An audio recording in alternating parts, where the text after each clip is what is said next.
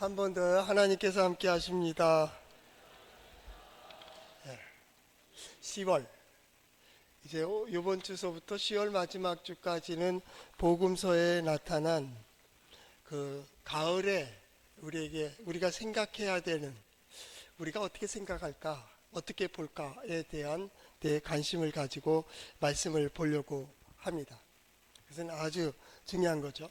우리가 어떤 것을 기대할 때 과연 그 기대함에 합당한가, 이런 게 있잖아요. 기대함에 합당할까라는, 세상에 없는 것, 인터넷에 보니까 세 가지 이렇게 떠오르더라고요. 저는 세상에 없는 것들을 메모해 놓은 것들을 보니까 5가지로 정리가 됩니다. 첫 번째는 절대는 없다. 절대는 없어. 절대 나는, 절대 무엇은, 이것만 있으면 절대적으로 건강만 있으면 되고, 시간만 있으면 되고, 권력만 있으면 되고, 지식만 있으면 되고, 명예와 뭐만 있으면 돼요. 돈만 있으면 되고, 사람들 주변에 많으면 나는 행복할 거라고, 난 절대 불행하지 않아. 절대 없습니다. 한순간에 무너집니다. 한순간. 절대가 없다면 우연도 없습니다. 이건 우연히, 나는 이러지 않았는데 이거 우연히, 흔히 말하는 재수 없어서 이렇게 됐다는 둥, 생각지도 않게 됐다는 둥, 아니요. 다 필연적인 겁니다. 있어야 될 일들이 있고, 그렇기 때문에 그렇게 되어지는 거예요. 절대 없으면 우연도 없습니다. 세상에 우연이란 없다. 두 번째 중요한 거는 공짜입니다. 세상에 공짜 없습니다. 그냥요? 그냥 무엇이 되고 그냥 무엇이 이루어진다고요? 사람들에게 요구합니다. 너는 그러니까 나한테 이렇게 해줘야지. 당연하지.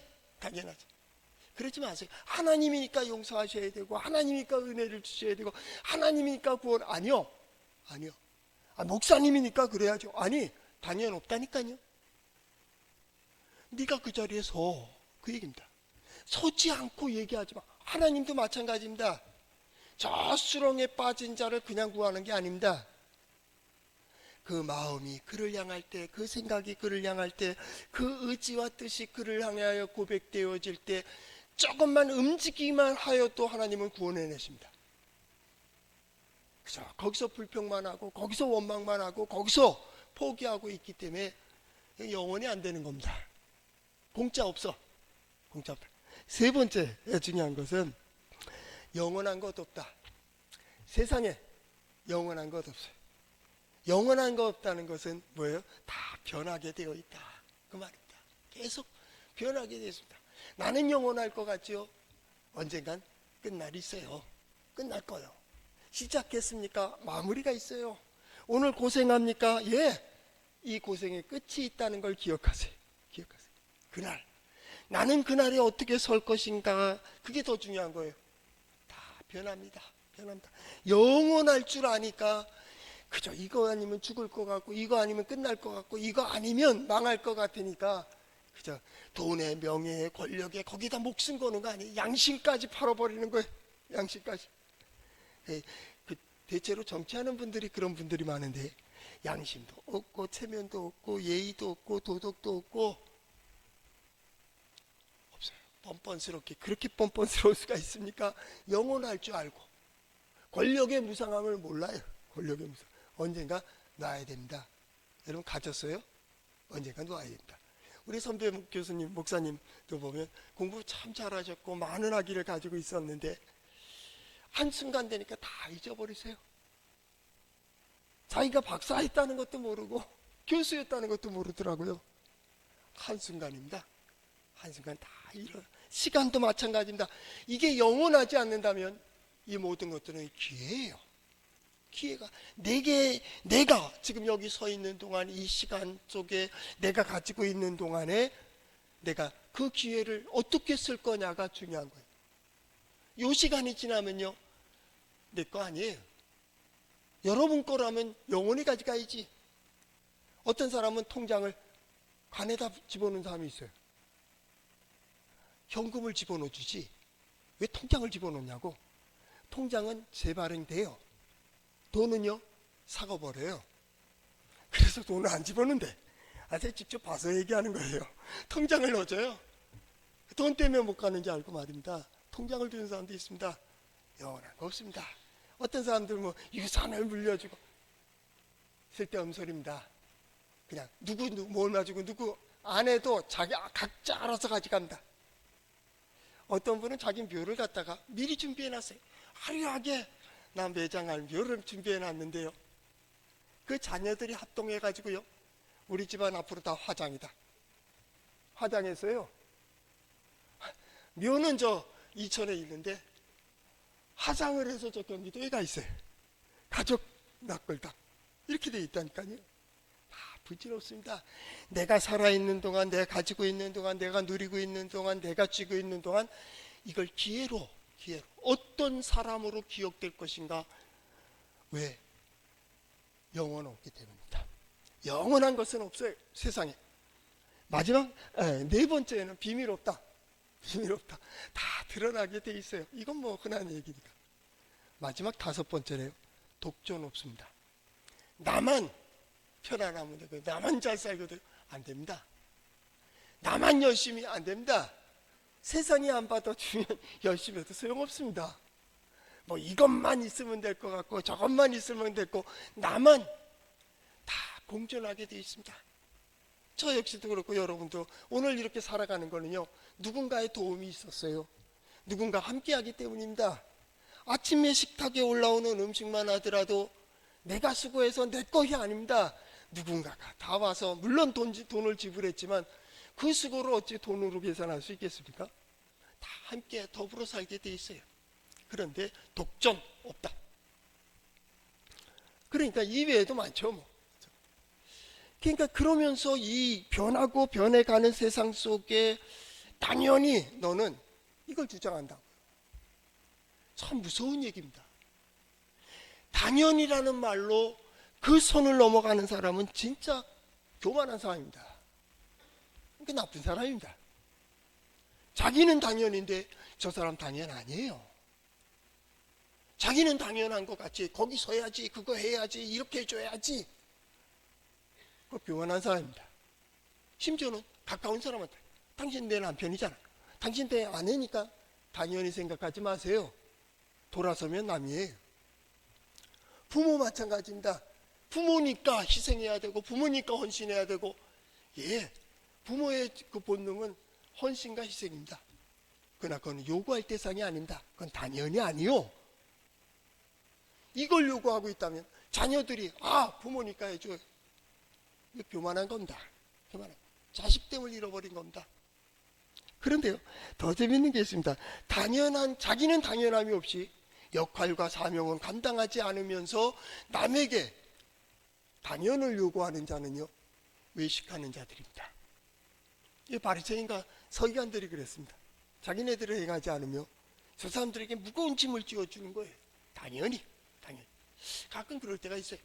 장로님이니까 당연히 뭐 참아주셔야죠.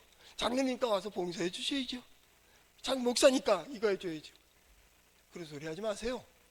그냥 그 자리에 쓰세요. 그러면 해달라 그러지 않아도 해요. 가만히 누가 알아줘요. 표현하지 않은 걸 누가 아느냐고. 자기는 당연히 없으며 남에게 당연을 요구하는 자, 이 사람들은 교만한 자들, 외식하는 자들, 그런 자들입니다. 더 중요한 게 있습니다. 남에게 당연만을 요구하는 자, 무조건 당연을 남에게만 요구해요. 자기는 쓰지 않으면 그게 두 번째 악한 자입니다. 이게 악한 자입니다. 악한 자. 무너뜨려 버립니다. 법도 없고 질서도 없고 예의도 없고 다 무너뜨려 버리고, 남한테만 예의를 요구하고 법을 요구하고, 누구의 법을요? 자기 법. 내가 생각하기에 내가 원하는. 신앙에도 그런 게 있어요. 내가 믿고 싶은 대로 믿어요. 하나님께 기도했는데 안 됐다는 거예요. 그럴 리가 없습니다. 하나님께 기도했는데 왜 안 됩니까? 하나님 앞에서 소망을 가졌는데 왜 안 됩니까? 하나님 앞에서 헌신했는데 왜 이게 헛됩니까? 결국 자기 욕망입니다. 자기 욕심, 자기 욕망, 자기의 사명과 역할, 그거는 감당하지 않고 나만 편안하고 나만 행복하고 내 만족을 위한 그러니까 이루어질 리가 있나요? 첫째, 세상과 안 맞는데, 조화와 균형이 안 맞는다고, 창조의 질서에도 안 맞는다고. 당연 없다. 당연 없다. 그럼 어떻게 해야 되는가? 그 길이 성경에 있어요. 성경에. 하나님의 마음은 어떨까? 오늘 성경 말씀에 아주 중요한 것은 뭐냐면, 과연 주인을 통한 하나님의 마음은 어떤 마음일까? 하나님의 기대는 어떤 것일까입니다. 거기에 합당하면 열매 맺는 것이고, 거기에 합당하지 않으면 헛된 것이고 말이죠. 한번 따라해 볼까요? 하나님의 말씀인 성경은 나의 신앙이요 나의 고백입니다. 주여 내게 무슨 말씀을 하려 하시나이까? 내게 무슨 말씀을 하시든지 그대로 하리이다. 오늘 성경 보면 마태복음 21장 33장에서 41절까지의 말씀은 두 가지 관점에서 보려고 합니다. 주인의 기대입니다. 이 시대의 주인의 기대, 소망이 있다라는 겁니다. 또 한 가지는 뭐냐면 그 농부들에 대한 주인의 마음입니다. 오늘 성경 말씀의 중심에 뭐가 있냐면 이 농부들을 어떻게 할까? 이 얘기입니다. 질문이 딱 던진 이 농부들을 너 어떻게 생각해? 로 가시다가 예수의 복음은 뭘 얘기하냐면 자, 이 농부들을 어떻게 할까? 이 문제입니다.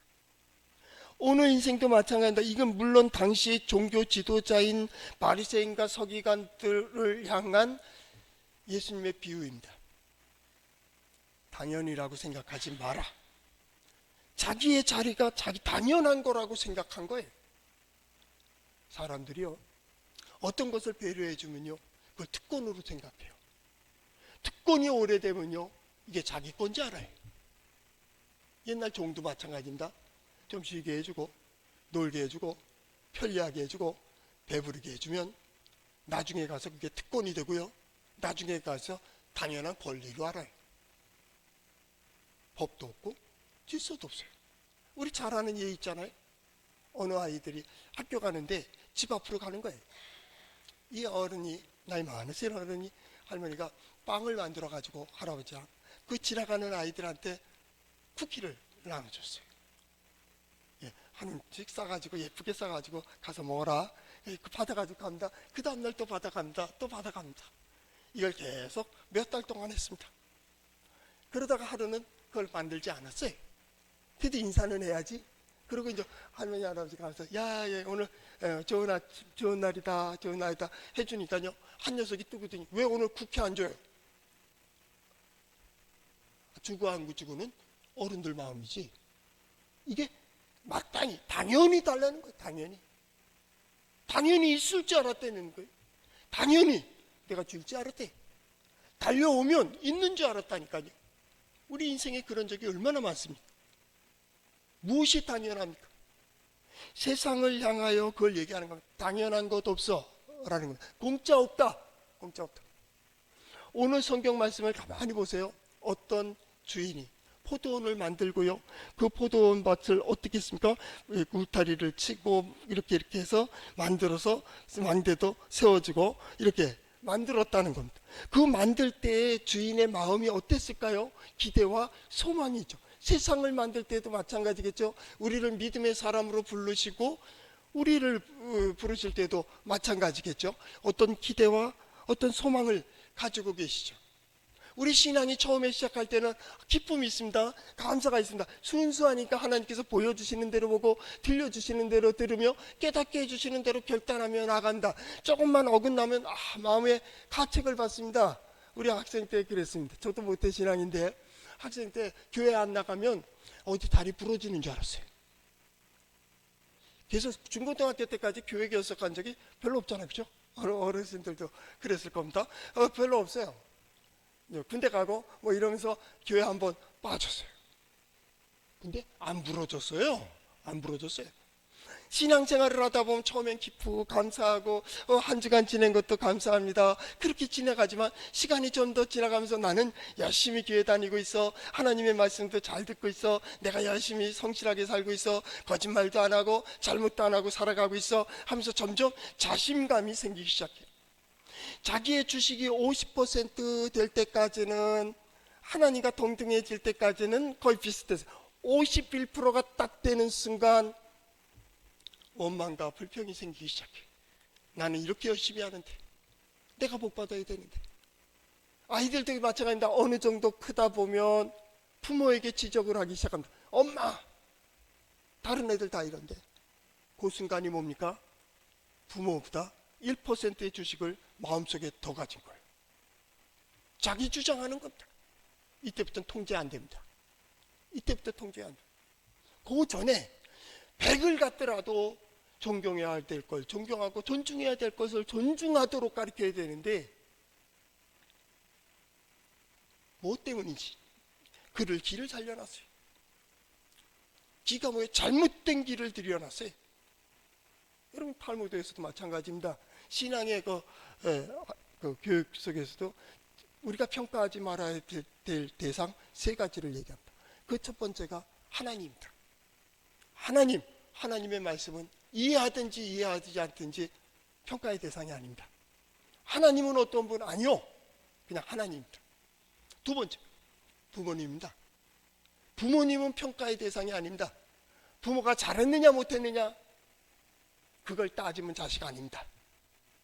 그냥 부모님입니다. 그가 말씀하셨고, 그가 나를 도와줬고, 나를 키워줬고, 나를 낳아주었고, 잘하셨던 못하셨던 건 중요한 게 아니에요. 부모예요. 거기는 평가의 대상이 아닙니다. 세 번째, 가르치는 자입니다. 가르치는 자에 대해서는 평가하면 안 돼요. 실력이 있느니 없느니, 잘 가르쳤니 못 가르쳤니, 아니요. 왜요? 이 세 대상에 의하여 신앙이 삐뚤어지고요, 이 세 대상에 의하여 가정이 파괴되고요, 이 세 대상에 의하여 교육이 잘못돼요. 여러분, 교육을 왜 하는데? 실력을 키우려고요? 그건 나중에 목표예요. 교육을 하는 바는, 공부하는 바는 태계 이양 선생님이 그러지 않았습니까? 학문을 하는 바는 이정심이라, 그것으로서 마음을 바르게 하는 것이다. 세상을 보는 눈을 기르고 세상을 대하는 자세를 배우고, 배우는 자세로 이 시대를 살아가며 어떻게 우리가 살아야 될지를 아는 거예요. 무너지고 있는 거예요. 사도권이 무너졌으니 학교 끝났습니다. 이 방송에 나가겠지만 공교육 빨리 망해야 됩니다. 다시 세워져야 됩니다. 시대가 우리가 잘못했다. 선생님들에게 사도권을 다시 물들이고, 그가 어떻게 가르쳐주던 이 시대에 우리 아이들을 바르게 길러주기를 위해서 이걸 드려야 됩니다. 부모가 교육하는 게 아닙니다. 가정에서 성경 얘기하면 끝난 겁니다. 가정은 무조건 오면 수고했다, 잘했다 그러면 되는 겁니다. 가정이니까. 이것이 본래의 자리입니다. 본래의 자리.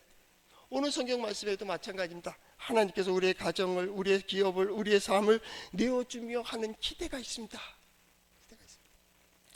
그렇게 만든 주인은 농부들에게 세를 주고 일정한 조건으로 맡긴 다음에 멀리 떠났다, 그 말이죠. 부재지주의입니다. 때가 되면 그들이 세를 줘서 그걸로 이제 생활할 걸로 기대하고 떠났습니다. 오늘 관점은 그 다음 문제입니다.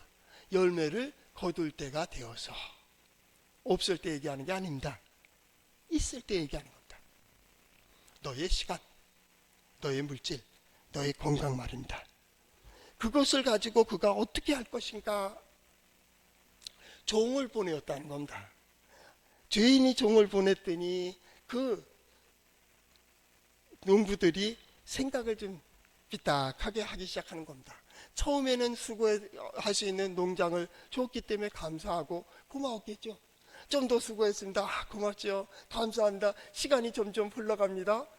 이 받았던, 자기에게 맡겨준 것에 대한, 주인에 대한 감사보다는 자기의 수고가 너무나도 큰 거예요. 아니, 이 수고한 거에 10분의 1을 달라고? 10분의 2를 달라고? 10분의 3을 달라고? 내가 얼마나 많은 수고를 했는데 말이야. 10분의 2도 많다.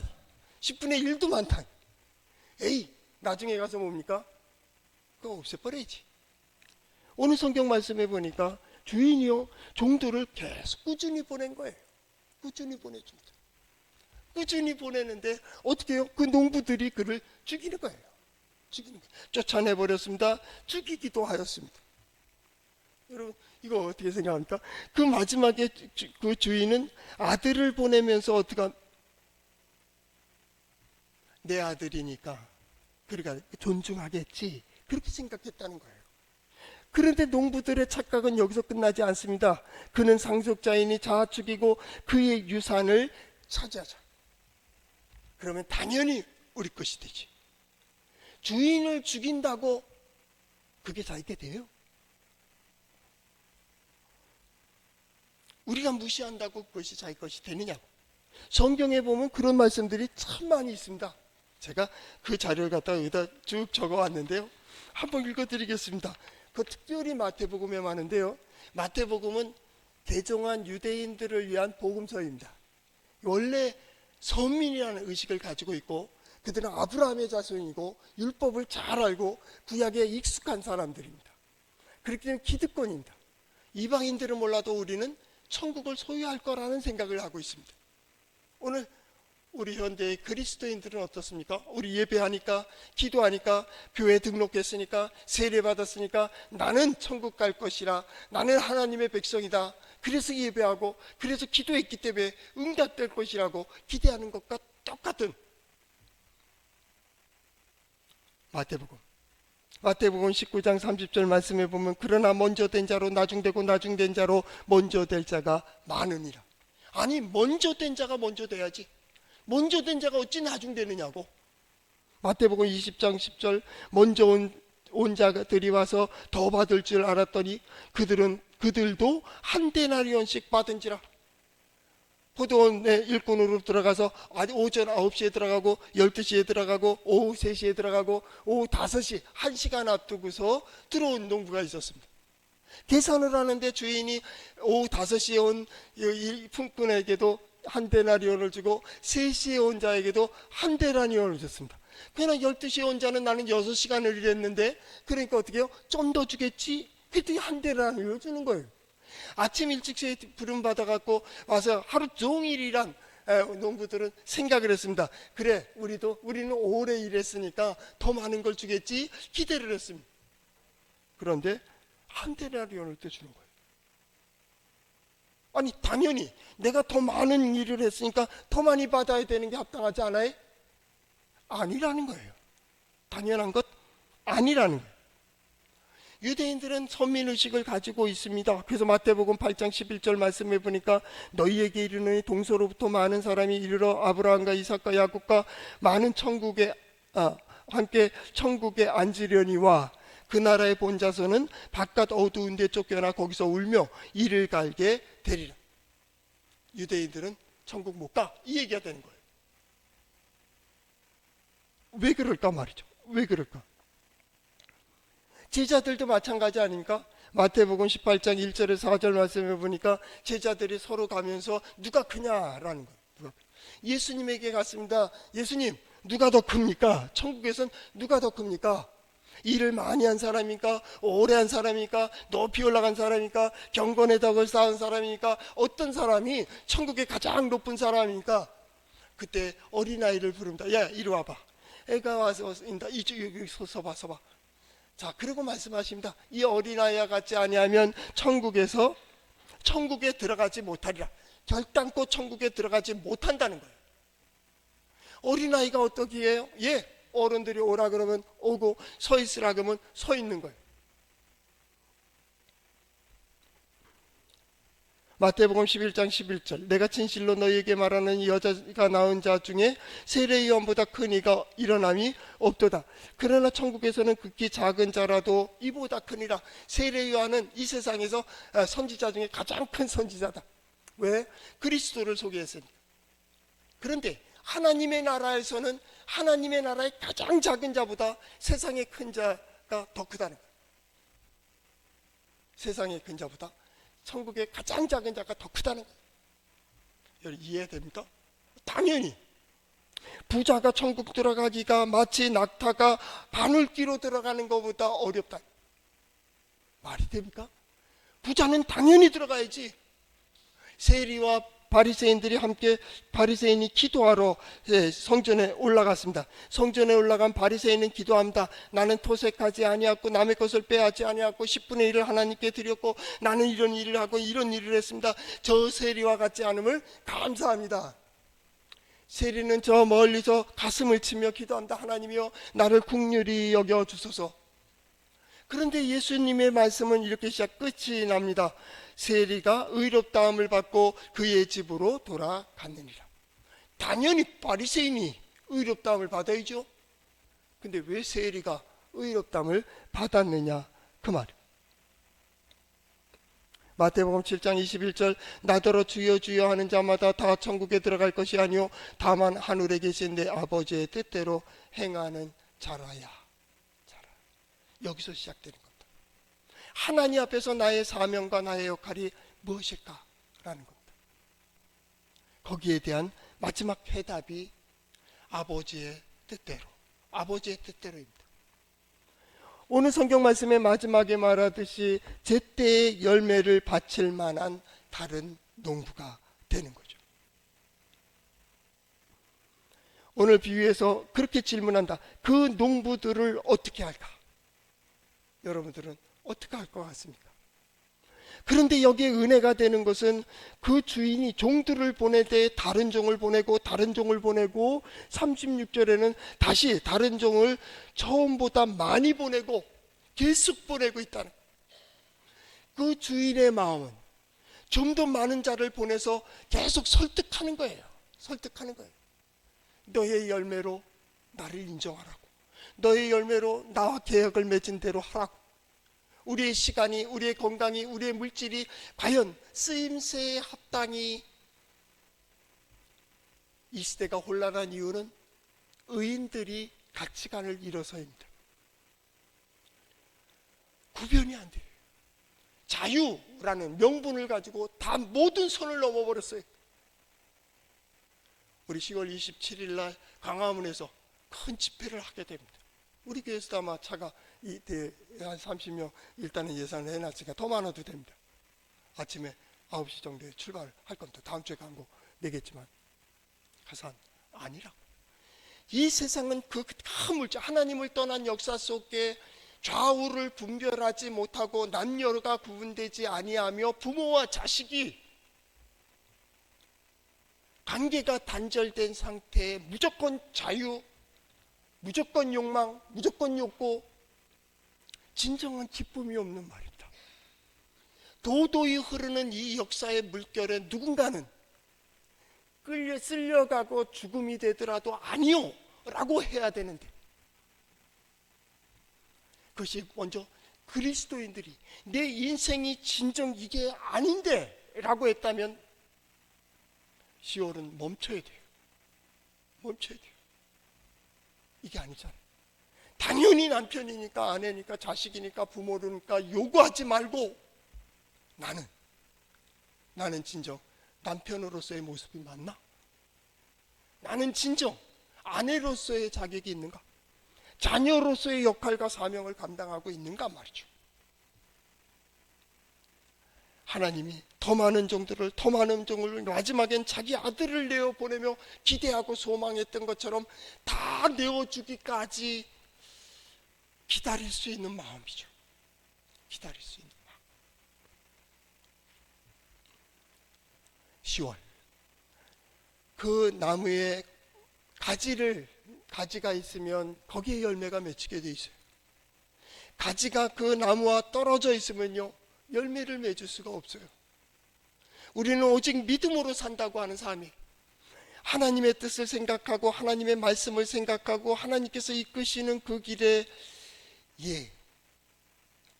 아무리 빠른 속도로 달려가다가도 하나님께서 아니 멈춰, 그러면 멈출 수 있는 자 누구냐 그 말입니다. 그리고 자기의 생각에 맞지 않더라도 하나님께서 요구하신다면 내어놓을 자 누구냐 그 말입니다. 멈추기도 하고 나아가기도 하고. 그래서 이 시간이 지난 후에 하나님 보시기에 합당한 이 시간 속에 하나님께서 나를 어떻게 쓰실까를 보는 신앙생활이 뭡니까? 얼마나 하나님 앞에 쓰임을 받았는가. 가장 먼저 사랑하는 사람들 가운데에서, 그리고 나와 관계 맺는 사람들 가운데 어느 정도 10월은 하나님의 은혜를 생각하는 시간입니다. 하나님께서 또 오늘 이 말씀을 주시고 또 우리에게 성령으로 깨닫게 하시고 또 우리의 말씀으로 생각하게 하시고, 너 어떻게 생각하는데? 내가 원하는 그것, 너의 시간을 어떻게 해줄까? 너의 건강을 어떻게 해줄까? 너의 경제적인 문제 어떻게 할 것 같아? 나는 오늘 이 예배를 통하여 하나님께서 열어놓으신 문을 보시고 하나님께서 인도해 주시는 손길을 보며 그 길을 가서 하나님께서 이루시는 일들로 문제들이 풀어지고 뜻이 세워지고, 이 믿음의 사람들, 여기 예배하는 자들을 통하여 가정이 평화를 누리고 말입니다. 거기에 진정한 기쁨이 있고 감사가 있는 하나님의 마음에 합한 우리 교회, 우리 성도들의 가정 될 수 있기를 축복합니다. 기도하겠습니다.